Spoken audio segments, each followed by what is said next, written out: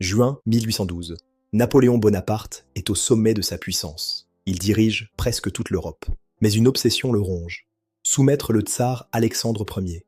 Il rassemble alors la plus grande armée jamais vue, 600 000 hommes. La destination, Moscou. L'objectif, une victoire rapide. Mais il ignore qu'il marche vers son propre tombeau. L'invasion commence. Mais les Russes refusent le combat.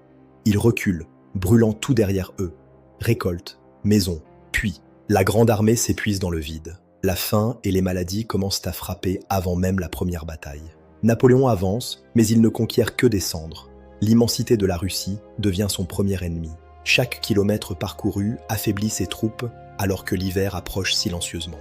En septembre, après la sanglante bataille de la Moskova, Napoléon entre enfin dans Moscou.